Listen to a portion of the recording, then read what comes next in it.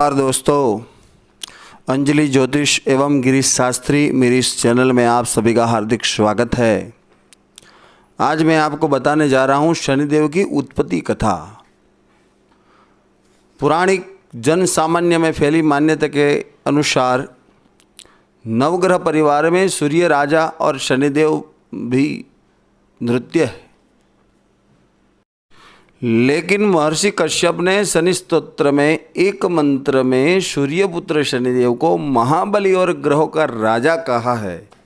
शौरी ग्रह राजो महाबल। प्राचीन ग्रंथों के अनुसार शनिदेव ने शिव भगवान की भक्ति तपस्या से नवग्रहों में सर्वश्रेष्ठ स्थान प्राप्त किया है।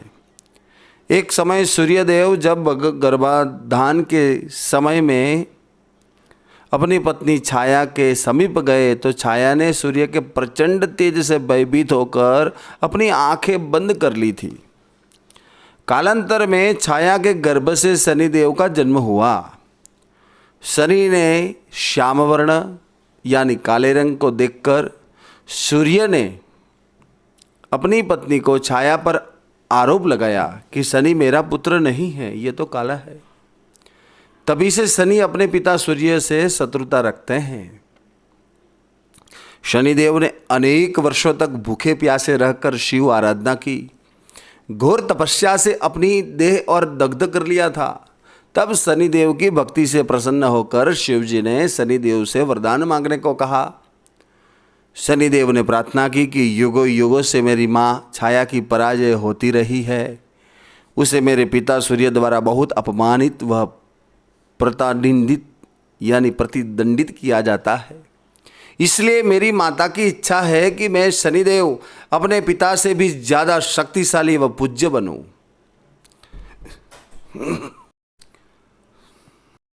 तब भगवान शिव जी ने उन्हें वरदान देते हुए कहा कि नवग्रहों में तुम्हारा स्थान सर्वश्रेष्ठ रहेगा। तुम पृथ्वीलोक के न्यायाधीश व दंडाधिकारी रहोगे। साधारण मानव तो क्या, देवता, असुर, सिद्ध, विद्याधर और नाग भी तुम्हारे नाम से भयभीत रहेंगे।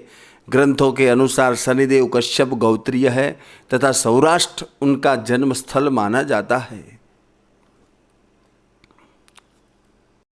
एक और कथा में अगर समझते हैं तो महर्षि कश्यप का विवाह प्रजापति दक्ष की कन्या अदिति से हुआ था, जिससे गर्भ से विवस्वान यानी सूर्य का जन्म हुआ।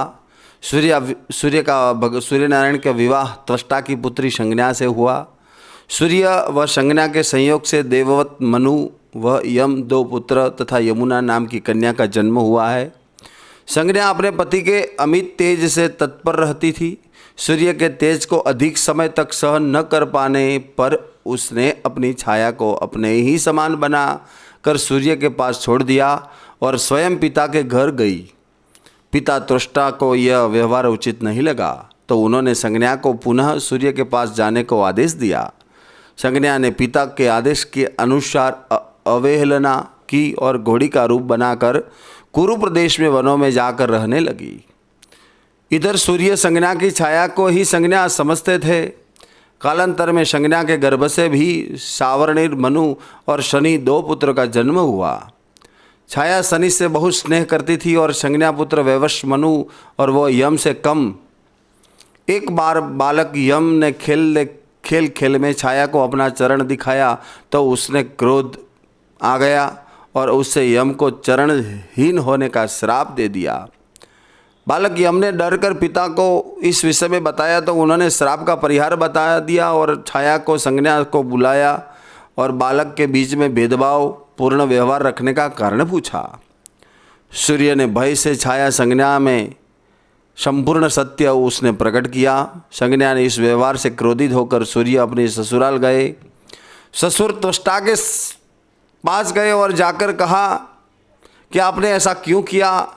तो ससुर त्वष्टा ने समझा बुझाकर अपने दामाद को शांत किया और कहा कि आदित्य, आपका तेज सहन न कर सकने के कारण ही संज्ञा ने यह अपराध किया है और घोड़ी के रूप में वे वन में भ्रमण कर रही हैं।